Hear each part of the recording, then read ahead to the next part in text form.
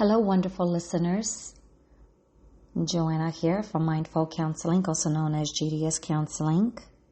I want to welcome you today to my podcast, and I also want to thank you for listening to my many different episodes focusing on mental health, curiosities, sort of everyday topics, issues, concerns, but also self-care.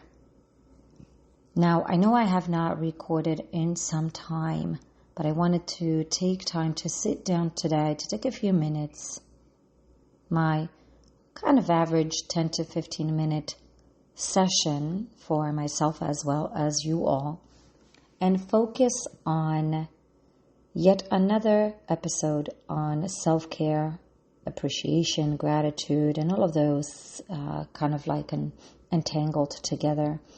And the reason being is because I feel like these are the episodes that you all seem to be listening to more, which also makes me think of how important it is in everyday life. I see it with my clients, I see it with my colleagues, I see it with myself, my loved ones. Now, I recently traveled and I got to explore just a different culture and, yes, stressors, jobs and careers and financial issues and you name it, it all exists. It doesn't matter where we travel to. Like, you know that saying, grass is always greener on the other end. However, one of the things that stood out was self-care and how does one take care of themselves on an everyday basis. Now, I'm not saying this doesn't exist here. What I'm saying is how important self-care is, to take time for yourself, to actually schedule it in your planner. As silly as it sounds, we are a culture that focuses on pressures, and maybe it's not focus, it's just the fact that pressures do exist, probably more so, and how each one of us is faced with the stressors of pressures, everyday living, responsibilities, the running around. And it exists. I see it, probably with most people that I speak to. But one of the things that I stood out to, and I feel like I'm not getting to what I want to get into, is scheduling time to be tired. And I actually heard this saying today, so that's why I'm repeating it, because it stood out for me and it actually still sticks with me as I repeat this, because I'm wondering, for some of us who are the constant runners and doers and needing to have things completed, whether it is because somebody else can't complete it or because maybe you're just someone that feels like you have to do it and you want to be the one running around, whether it's work, whether it's children, whether it's activities, tasks, you name it.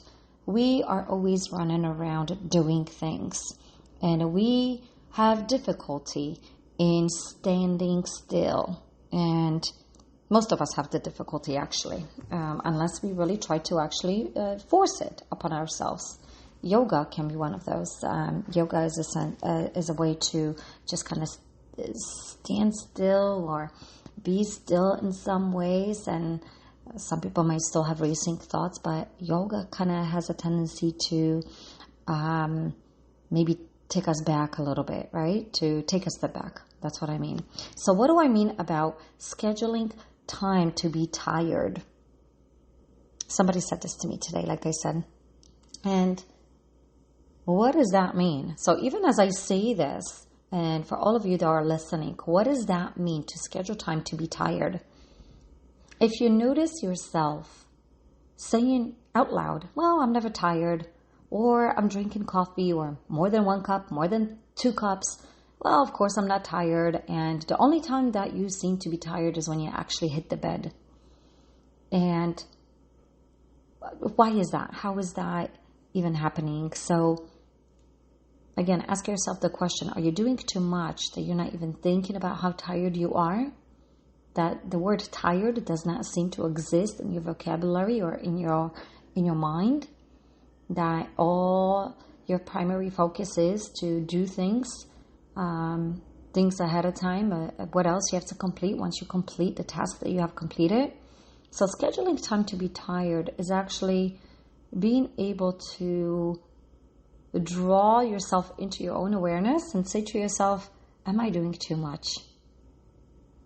Should I just take time for myself and sit? And whenever I say should, I always tell everybody it's a very parental language.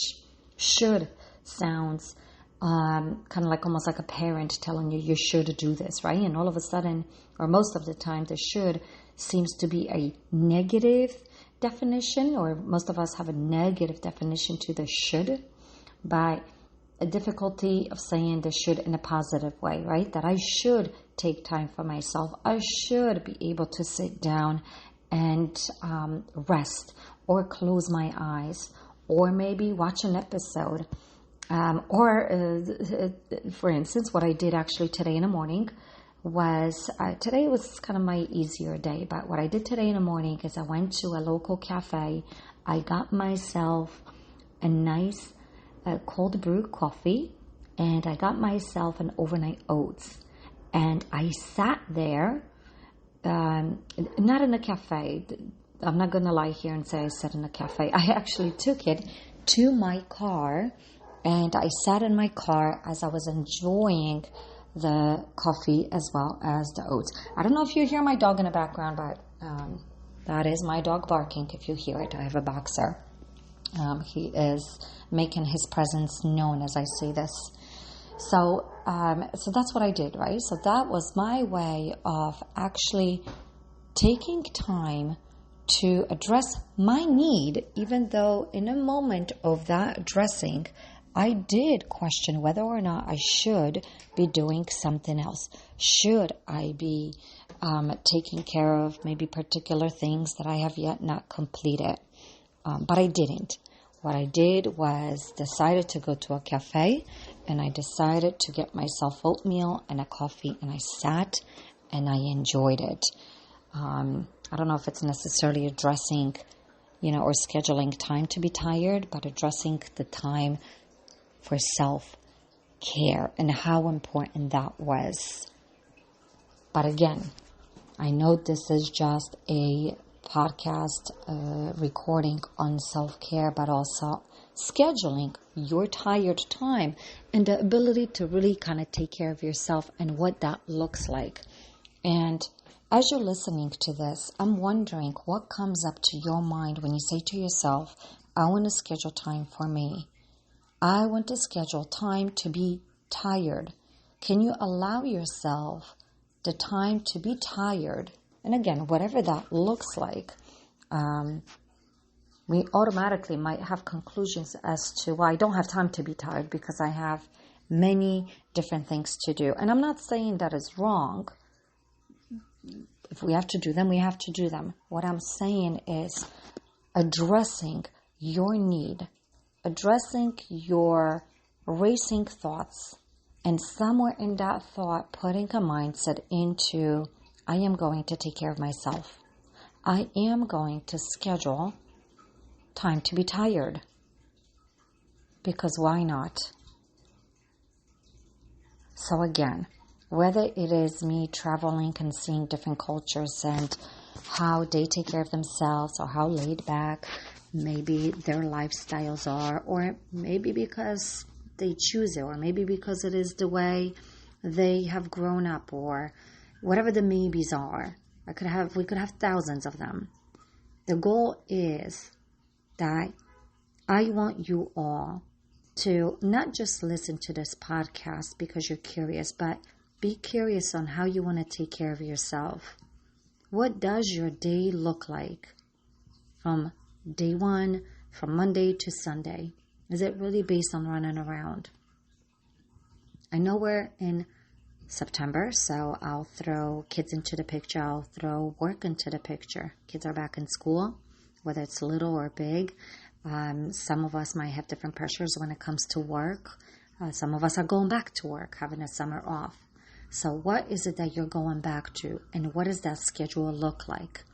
Is it the children? Is it your schedule? Is it the many different activities that you and your children might be attending, which can be pretty huge when it comes to living. I'm in New Jersey, so I'm going to say New Jersey, but in the United States, I think we are looking to be busy. I think we're also looking to have our children busy for many different reasons. And that complicates things when it comes to taking time for yourself.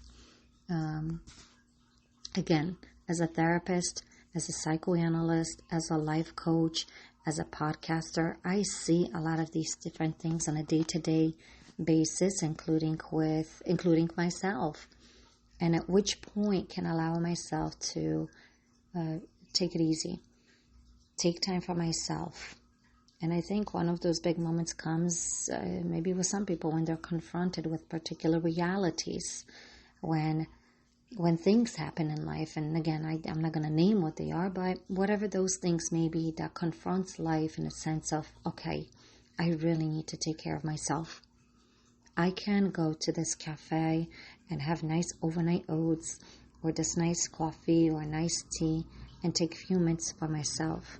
Or I can take time in between work or meetings and clients or paperwork to maybe sit back for 5 minutes, close your eyes, and put earbuds in, so that way maybe you're minimizing the sounds around you. Because it is very important to take time for yourself, to rest. Rest equals health, right? To take time for yourself means something good.